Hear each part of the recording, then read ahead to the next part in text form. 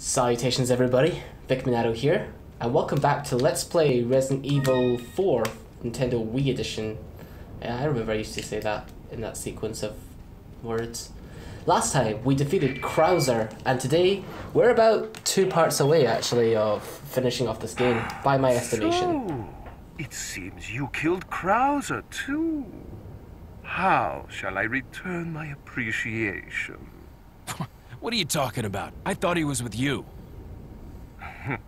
What are you talking about? Did you really think I'd trust an American? To tell you the truth, I was contemplating how to get rid of him. But thanks to you, that's no longer necessary. You were just using him right from the start. Oh, I must hand it to you. You've demonstrated quite a bit of promise by killing Krauser. When your assimilation with Las Plagas is complete, I'll have you serve as my guard. Unfortunately, I'm gonna have to decline your generous offer. I have prior engagements. Enjoy your smart-mouthing while you can. Now I wouldn't really label that as smart-mouthing. I mean, he's done better disses on the villains before. Plus, I'm not really sure how killing Krauser is what shows a bit of promise. You'd think that after killing Salazar, Chief Mendez, there's plenty of evidence to suggest that he has promise as a potential, you know, pawn for Sadler, as it were. This cutscene here is pretty good though, so I was kind of... It represents a tonal shift in the game, so let's have a look. Hey, it's about time. Sorry, bad traffic. I'll cover you.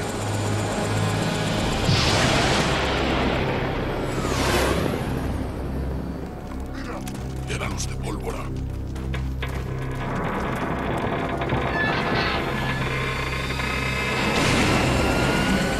Ahí está.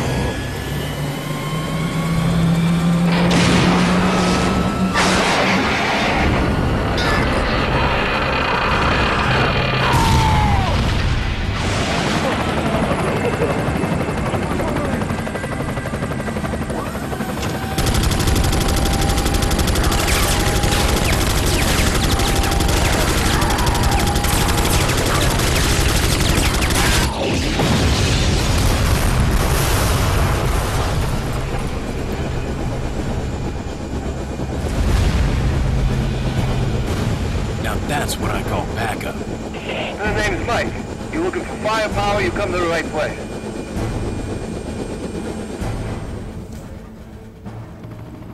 Hey, so anyway, yes, we are actually on the offensive at the moment. We've got some support from the government sent to us, which I find a little bit hard to kind of...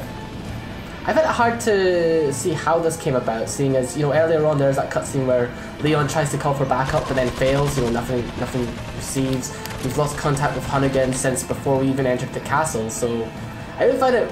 I'm a little bit confused as to how this happened. Then again, you're not supposed to complain, I suppose, because it's positive for us. What? Oh, I'm playing professional mode. Bugger. I mean, this is still 2000 and whatever when I recorded the last part.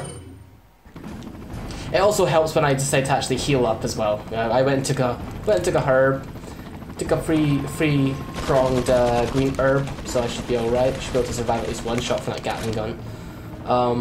You've got to do too much of this section actually here. This scene is very cinematic in the regard of you know, it's just like the set sequence through the game. A lot of the game so far has just kind of been go at your own pace, attack the enemies whichever way you feel comfortable at going at. But this bit, there's a little bit of waiting around at times because you got to wait for this attack helicopter to come around and blow up these turrets. Although then again, if you're feeling extra kinky, you can actually just kind of shoot them yourself, I believe, or not. I think you can. It's just kind of hard to get the right kind of angle. Well, I can just probably, if I run forward enough, crap. Let's just do it. There we go. Jump over. Nice. Okay, cool. Still in the groove. Wow, the pointer is working a lot better for this than Red Steel. I mean, I'm not playing Red Steel yet because this is years back. Yeah. So, the thing I find a little bit surprising actually about that previous cutscene as well is that we actually still have a transceiver that actually works. I mean, if you imagine all the crap that Leon's actually been through, I'm actually going for my health really fast. I better be careful actually. Otherwise I could end up getting killed here. Not joking around. What's his name? I find. Oh, whoa! They gave him a rocket launcher. Oh, crap. Take cover. Where? Stop him. Okay, I'm out of the way. I'm out of the way. I'm out of the way. Blow him up, please. Blow him up. Okay, right. Anyway, what I do find kind of surprising is how Leon's all of his transceiver equipment and everything has managed to survive. Has managed to survive all the crap he's been through. I mean, not only is it waterproof, because I mean, we've been swimming, we've been captured multiple times, we've been chucked everywhere, we've been through explosions.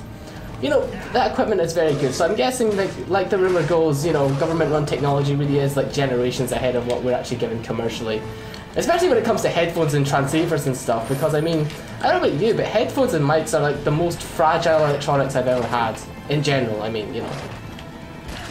Although that could be like conspiracy theory wise, like, oh, they do it on purpose, so like, oh, whoa, frick. I'm way too lax for this being professional mode. I completely dropped my guard. I'll be right back.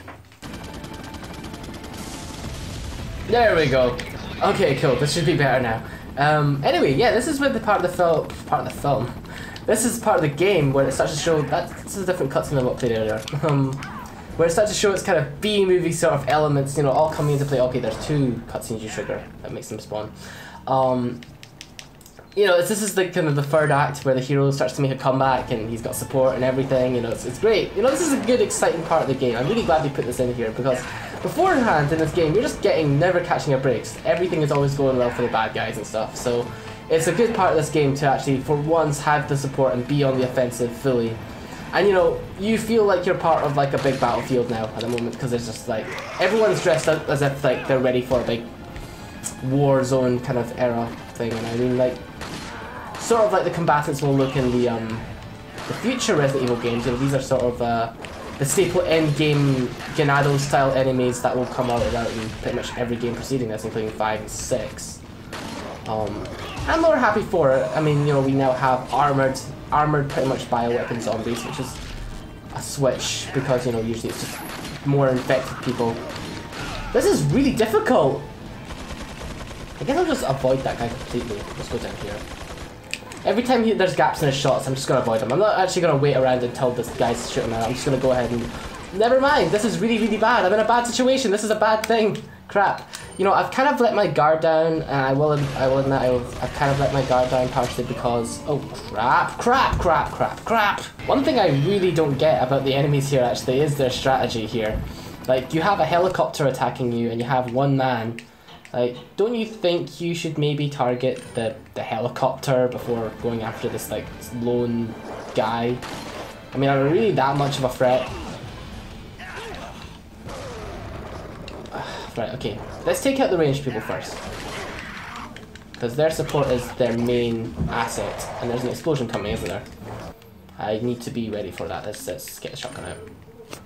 So as I said, I've let my guard down a little bit because, my friend was recently playing through this game for the first time, actually. I had the pleasure of kind of semi-guiding him through, although guiding through would be a bit too much to say because he's actually fairly competent at games himself, so he didn't really need my help. But I did help him I did point him to where a lot of the treasure I knew was. Although, having said that, he's very, very thorough. He's one of those PC gamers, so he knows his way about searching and scouring for stuff. I find that as the thing with PC gamers, is that they're actually very, very thorough.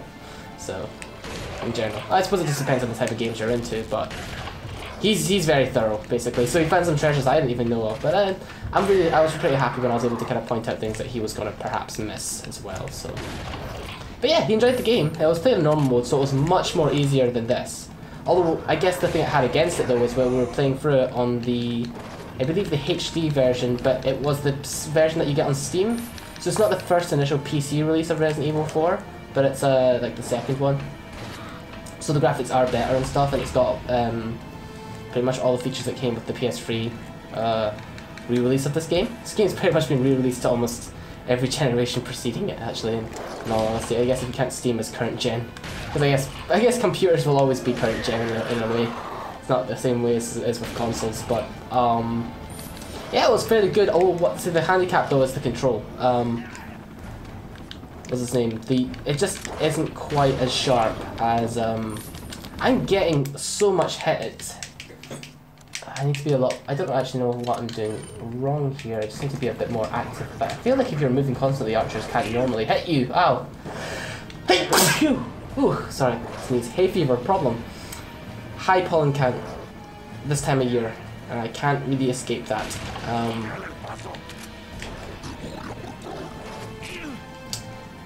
This is a really bad position because they've got an archer just keeping picking me off. I'm just gotta keep running. Oh, whoa, hard. That's good. That's good. That's good. That's good.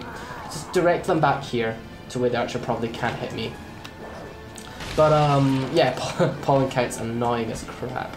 You gotta do all these little tips as well to try and like reduce the amount of pain you're gonna receive. I mean, when there's high pollen in the air, you're gonna receive it either way. But you know, ways to reduce it include making sure that you do not leave the window open before you go to bed. If you're gonna shower at one point in the day, just make sure it's in the evening before you go to bed, so that gets the pollen off you if there is any pollen on you, sort of thing. I might die. I better be freaking careful. Oh yes, a green herb. Let's use that. Okay, cool. Right. But in a way, it's kind of a good thing that it's challenging, because I mean, normal mode was fun to watch my friend play, but it was a little bit too easy. He like got through this game so easily because, you know, if you're competent, you're fine. But the handicap of the PC is the control. You'd think that mouse, you know, works hand in hand with aiming, and you'd be kind of right for a lot of games. But for Resident Evil, the controls are always a little bit abnormal, and even that is included with the Wii version. The controls are sort of abnormal for a shooter. With the mouse, it's really weird because typically you aim like this and you have tank controls otherwise. Is the arrows going through this tent? I mean, I guess that is sort of realistic, but come on. I don't think I can shoot him through this tent.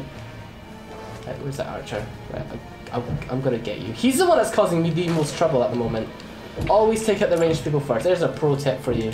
Except minus the pro, because I ain't no pro at this, as you can clearly see. We're playing on professional mode and I'm having a bang up time. Like now I'm having to not take a single hit, and that's not good because I know for a fact that there's a mini boss coming up very soon. Is there? I hear the taser. Always keep your ears peeled. Is that an expression? Is it eyes peeled, ears peeled? Whatever. Always keep them alert. That's another pro tip from a non-pro of Resident Evil 4. Yes. Okay, I might actually be all right then. What's his name? It's kind of annoying because I have to start the whole entire sequence, including like the whole Sadler scene and all that, if I die. And the problem with this part of the game is it's waiting, because you gotta wait for the helicopter to do like some of the actions for you before you can proceed. So I'd preferably not. I'd like to not die. Can I? Yeah, you can break that. I'm surprised that it was the knife that actually pushed it over the edge and not the gun.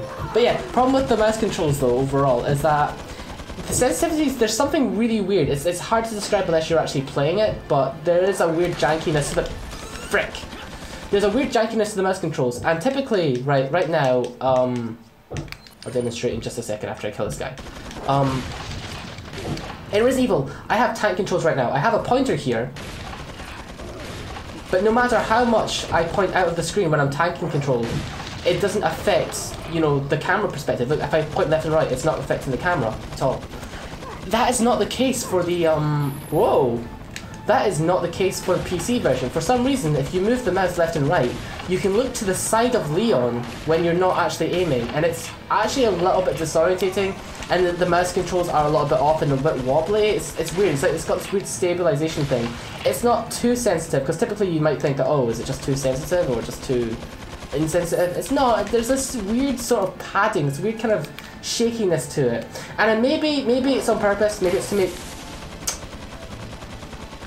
it's to make the stock for, you know, some weapons that's supposed to stabilize the aim. Maybe it's supposed to make those more efficient, more effective, have more of a point. This is really annoying, like, because I'm going around blind corners and getting like killed, getting hit unnecessarily. I'm dead. Bugger. Oh.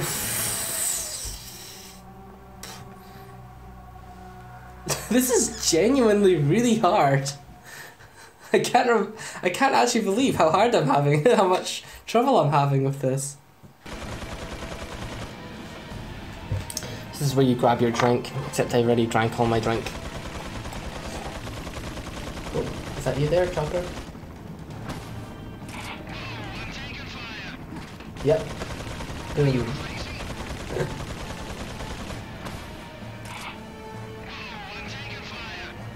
Oh! Oh, what a mess. Wouldn't it be funny if they did...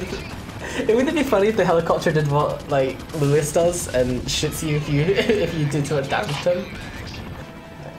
Just snipe, you know, just be patient. Be patient as if you're waiting for the... Ah, there's where one of my follies is they actually have a guy to replace the other crossbow guys. Keep a mental note of that if you're playing through this in professional mode, and have also chosen to go with this very slow firing rifle and other slow firing weapons to kind of unbalance your kind of loadout. He still hasn't seen me yet. Right? Got you. Because ranged people really are your worst enemies. They pick off and do quite a lot of damage, especially in professional mode. So it's your best interest to kind of prioritize them. Right, I think I got it this time. Believe it or not, I think I got this. In that I strategized and was a bit more patient about it. I'm actually kind of happy. I haven't checked it. I'll have to Google it. I'll Google it before uploading this, but I'm pretty sure that they've increased the amount of enemies that they spawn, as well as increased damage. Because you don't want, whenever they make a harder difficulty, just to make them increase the values of, you know, damage and stuff. That's a little bit uncreative.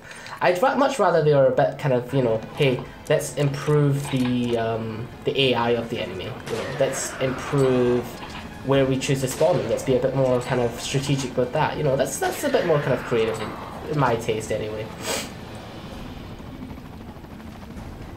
So that's just sort of my take on that. It's just like, you know, if you're going to make something more difficult, then don't just simply make it damage values. In some games that might be what you need to do only, but you know, in most cases I feel like you can be more creative than that. There are much more ways, if your game is good, to adapt it and make it harder and challenging and more fun in a way. You know, because what you're hoping to do is possibly improve the playtime of somebody who's, you know, going through the game multiple times. So, but anyway, before I was so rudely interrupted by my untimely death, I was discussing about how the controls were on the PC version of the game, and I suppose it's not even like it's as exclusive to the PC version of this game. I mean, the way the controls working in a way that you don't expect.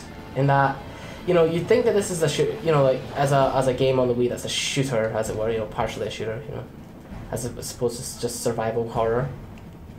That there's a lot of emphasis on running and gunning and stuff, and they're really touting, especially during like the reviews and all the articles on it and stuff, you know, like pop off headshots on the zombies at, you know, with intense accuracy and stuff. And yeah, it's true. It's a lot easier for me to just kind of, you know, aim in this even than it is on the PC version of the game. You know, it's good. The accuracy is nice.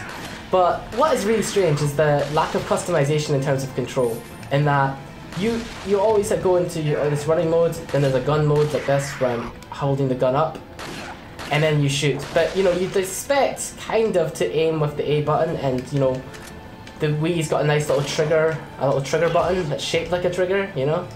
Kind of works for shooting, but your index finger's like nicely settled upon. But instead, you know, there's no way of doing that. You're always aiming with the B button. I'm always aiming with the B button, and then I fire with the A button, which means all those zapper controls, all those extra additions, those guns, those third-party guns that were released even before Nintendo officially made their own version of the zapper for the Wii, which I kind of have mixed feelings on myself in terms of how good it was as that definitive sort of console add-on gun. But you know, I'm now prepared. I have a shotgun ready for you. So, good thing about games like this is once you know, nothing can surprise you, and it just becomes that much easier to kind of feel that sense that you've improved. But then I've not really improved. I've just kind of learned how to take out this person because he's a cheap person. Like that's just how they roll with this.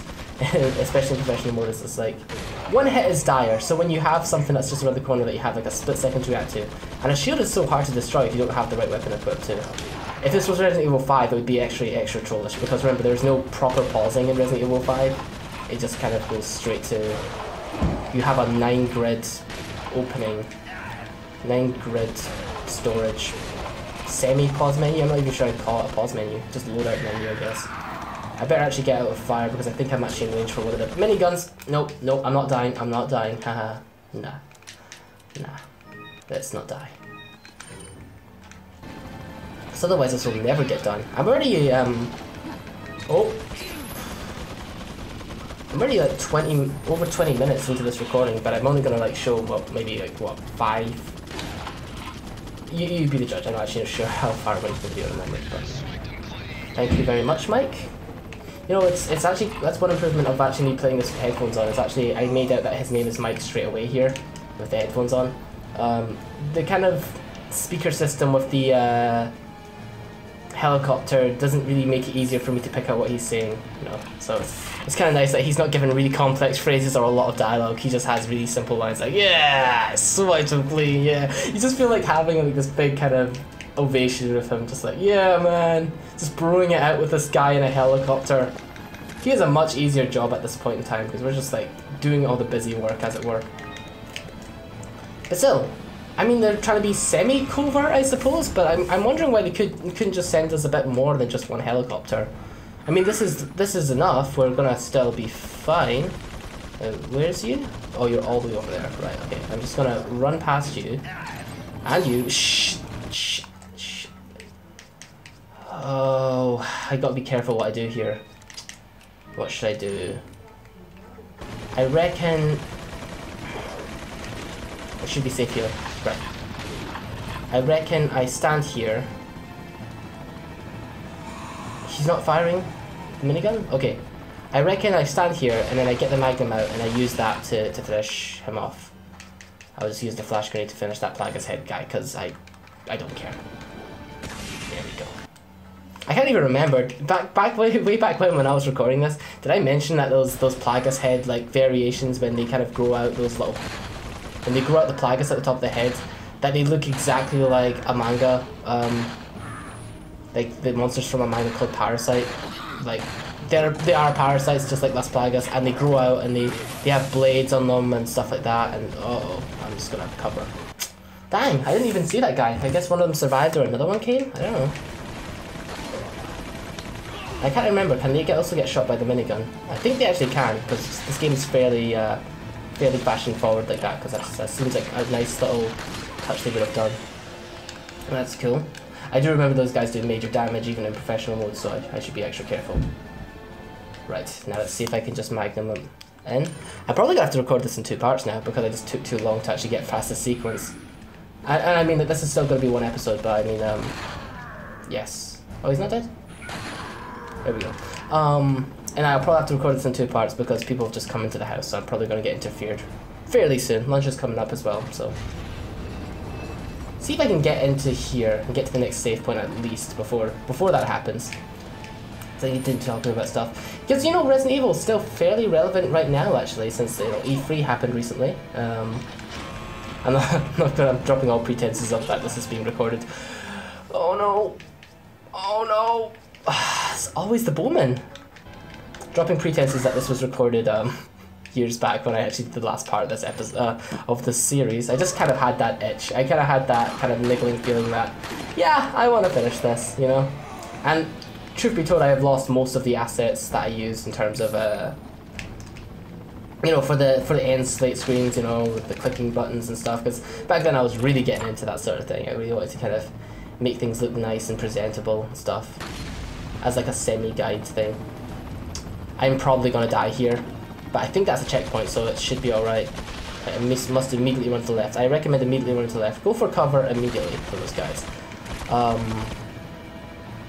So that's also a little bit weird. I mean, to an extent, I think you get help by Mike here, but I don't know how much help you get, because like, you kind of do need to take these guys out yourself as well. Just be very careful. Crap. I heard you. Right, I need to probably get my shotgun out.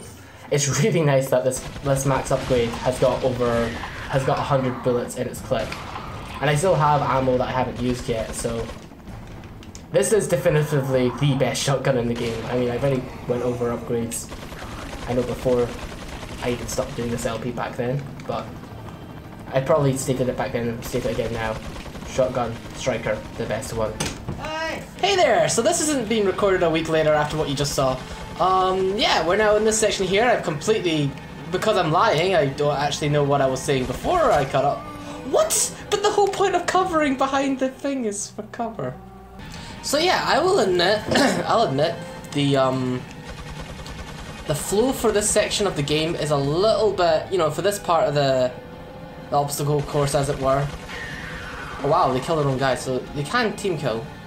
It's a little bit confusing, because I am not really sure where I'm supposed to kind of go. Like, that was supposed to be cover, I think, but... in all honesty, I think it's similar to the bit earlier on, though. If you simply just wait long enough for your helicopter to kick in, I think they do just blow up some of these turrets for you. So this is one of those... I'm going to try running to the right straight away instead, you know. I think there's like a concrete wall there. Yeah, there's a concrete wall I can hide behind here. Let's just hide behind here first. See if I can get any closer. Can I jump over the barbed wire? No, I cannot. I cannot. I cannot. Alright. Okay, there's I think that is that shield guy. What we'll do is we'll pick off the little goons first and just get to talking about some stuff. So yeah, the Resident Evil 7 trailer came out. So that's getting fairly topical. The series is, you know, once again topical at the moment because, you know, for a little while we weren't really sure. The series went quiet for a little while. We weren't really sure where it was going to go next, you know, to be honest. Whoa! I didn't even know there was one more guy there. Nope. Sorry about that, I got interrupted. I don't even know how he's shooting through that, to be honest. Alright, there's one more guy following me, so I'm not gonna fall for that again. But yeah, what? How is the shots that close to me? Like, I think this bit's supposed to be safe, but I don't feel safe with the bullets going through. Yeah, but anyway, Resident Evil 7. Got the teaser anyway, Capcom promising that it's gonna be like the Resident Evil... Fuck! God damn! Okay, go in. Oh, okay. Boom. So as you can see, so as I was saying, Resident Evil 7 trailer came out, and it looks pretty good so far. You haven't shown very much, you know. I thought I saw a screenshot a while back that had, I think I'll show it on the screen if I find it. That like it was a teaser image and it had Leon in it. So I was wondering if it was going to continue the characters, but you know, based on the trailer, he might not be in it. I don't know. It could be similar to what they did with Revelations, where they had that character that wasn't important, but you know, she seemed that she could be important. Can I flash grenade you, maybe? She seemed that she could be important, but they actually kill her off. I think in the demo she was actually even playable. So, did that actually stop him? No, it didn't. Right, I just gotta be really spatially aware of what could be behind me. I'm actually unsure as to what I'm supposed to do. I think my best bet is to maybe try and mind dart him between shots. So I'll hide a bit. And then... Huh? Come on. Wait till he's clearly out of ammo. Right, now shoot. Oh my god.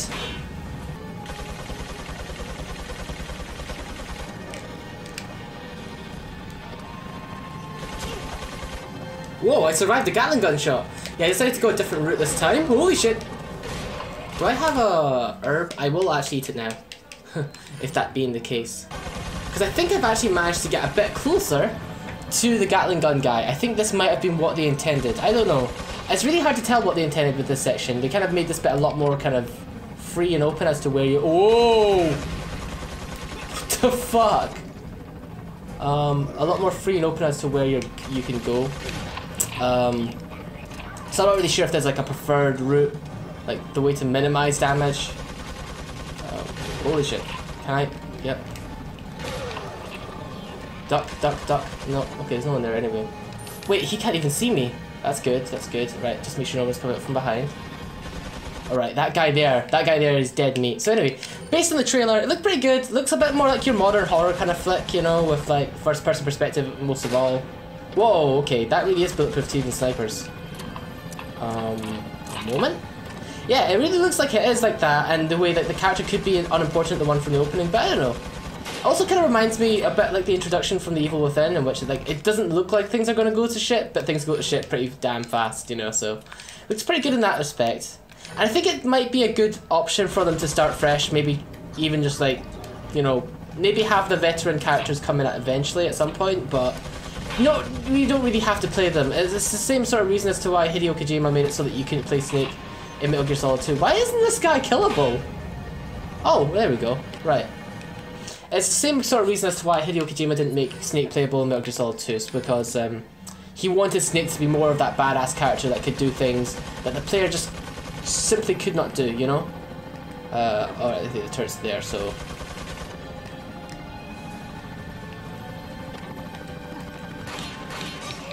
What? What? Ah! Someone for an axe. Ah, but I think I was going the right way there. I'll be right back. Right, I'm gonna go straight up. You're invincible during cutscenes anyway, so that's a good idea. And I just gotta make sure nobody gets close. I think being close range really works for this. But yeah, so Resident Evil 7. I want to continue talking about that. It was fairly good, you know, from the teaser alone.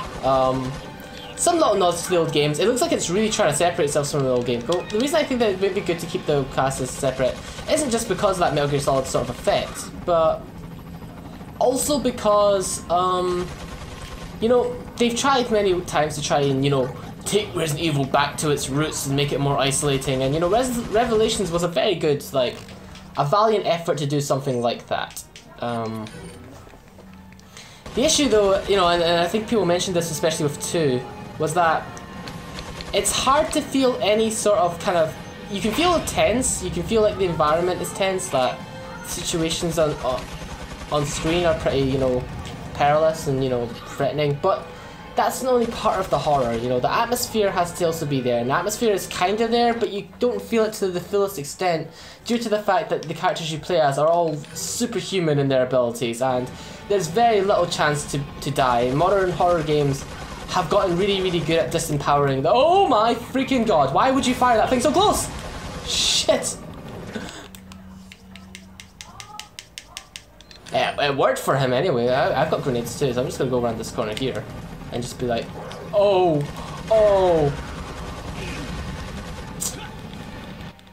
Okay, I have to admit, they are strategizing really effectively here. Like, having this guy here.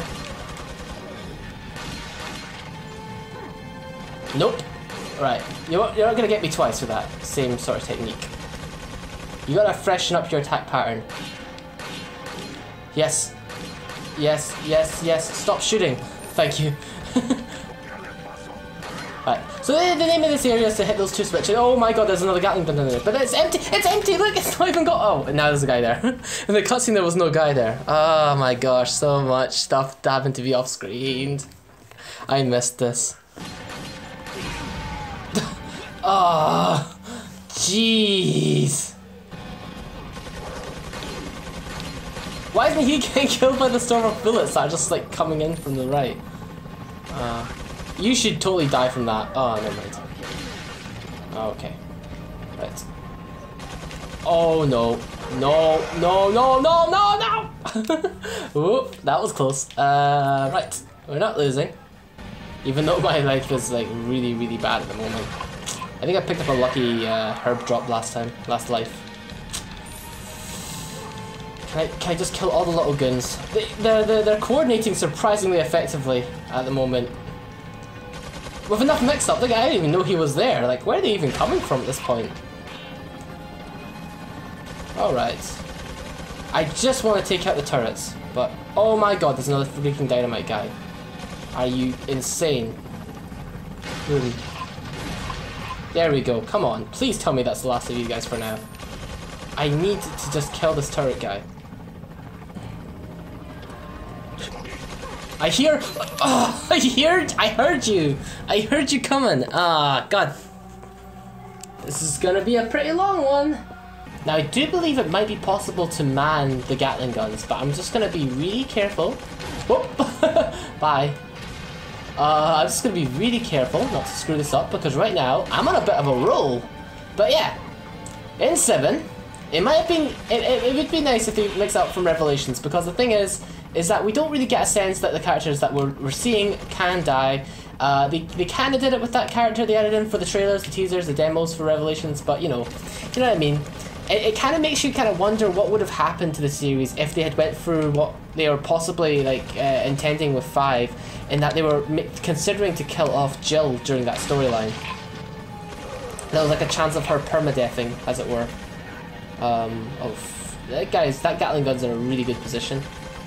Can I poke a mine through that little gap there? That'd be pretty nice. Nah. want to put a mine right in front of me. That would be a real Darwin Award worthy death there. Oh, don't do that. Don't be that guy. So yeah, it would have been interesting to see if that happened. And I mean, it would have been a little interesting mix-up, or perhaps, you know, seeing as the characters in the game don't acknowledge her and don't seem to care about her, why not just maybe kill off Sheva, to be honest? The characters don't even seem to acknowledge her as if she's there, even Wesker. So that would have possibly been an option as well. Just maybe kill off Wesker. Oh, frick, not Wesker. I mean, they killed off Wesker. I mean, kill off Sheva. This is probably a very bad idea. What the frick was I thinking? Going this close to him, and why is it unmanned now? Nope. Oh, I feel really bad for you now. You're kind of like that Illuminados guy from like the castle who I just ran around Bowser style from N64. I think after you killed all 3 turrets, it starts to calm down a bit. There'll still be enemies around at the moment. I haven't wiped them all out. You can still hear them after all. But it's a bit more calm. Can get back into the chatting. So that wasn't too bad. Once you kind of figure out the optimal strategy, which was kind of like go forward here, throw grenades down. I should also say that it took me a while to get back to this point where I was since having to restart today. Because it's just recorded a week later since that cut that I mentioned a while back. So this video is pretty much going to be completely riddled with cuts by the end now. But having said that, is that there are more checkpoints throughout this section. You know, even though I had to redo a lot from like that helicopter bit at the start, once you get to the first JJ, there is a checkpoint there that I never noticed. So that's pretty good. So if you can get to at least that point there, you shouldn't have to wait for Mike to come bomb everything down. And I guess I was kind of wrong about being able to man these turrets. I guess that's 5. They added all that sort of extra combat stuff in. It does sort of make me wonder, especially with how 7 goes with Resident Evil, why they didn't think about doing that route that they went with going into 4. You know how 4 originally was going to be really, it was designed and played really combat oriented, and then they ended up that was a pinpoint reaction times for me there, if I do say so myself. I knew he was lurking as well. Oh, I think now that the music kind of turned off, I think that means that they're actually all gone now. To just keep my ears peeled. Is it ears peeled an actual expression? Oh, I see you. I see you there. Alright. But once I get past this bit, it's the second last... Where the frick are you going? Hey, wait. No.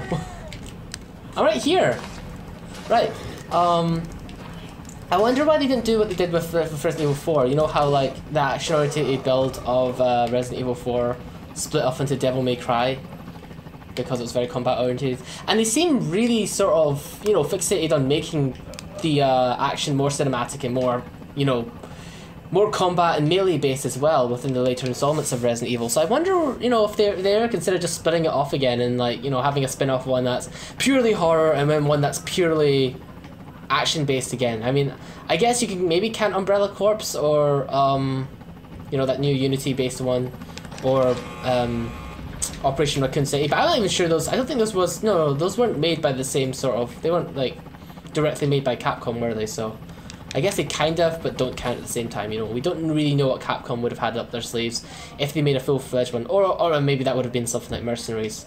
Speaking of which, that's probably the reason I die so much in this kind of section of the game, is because I have a very flawed understanding of how you do the combat in professional in this. I'm really used to playing Mercenaries in 5, so I'm used to like shooting melee. Anyway, cool cutscene.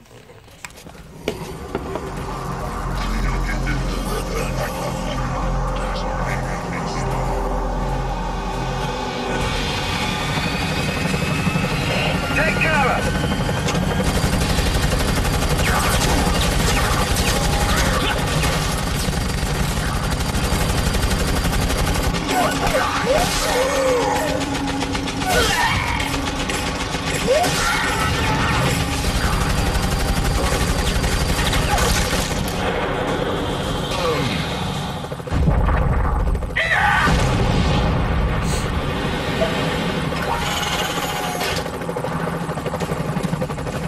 Thanks. When we get out of here, drinks are on me. Yeah, hey, I know a good bar.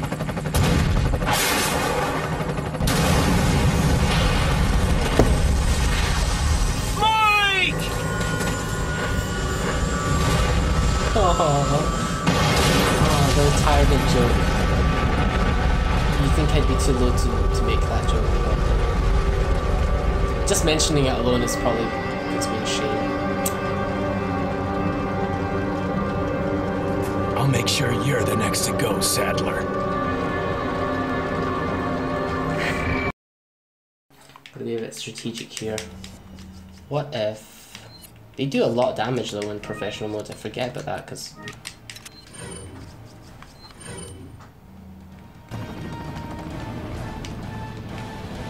I didn't do shit. I didn't do shit. I didn't do shit! Ah! Don't shoot me! Wow. Right, maybe I can snipe him. Still got a thermal on.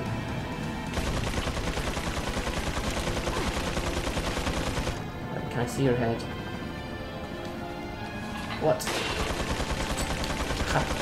Come on. Let's remove the thermal scope. Actually, I'll put the better scope on there as well.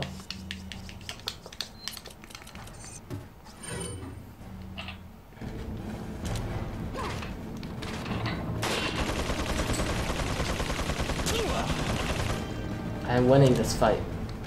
Shit.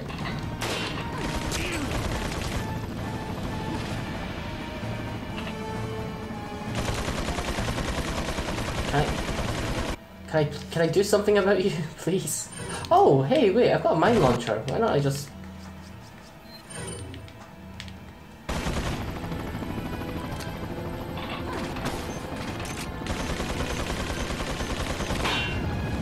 It doesn't do anything! Huh.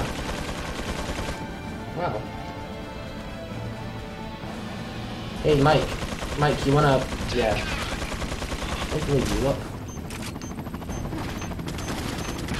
Okay, I kinda deserved that.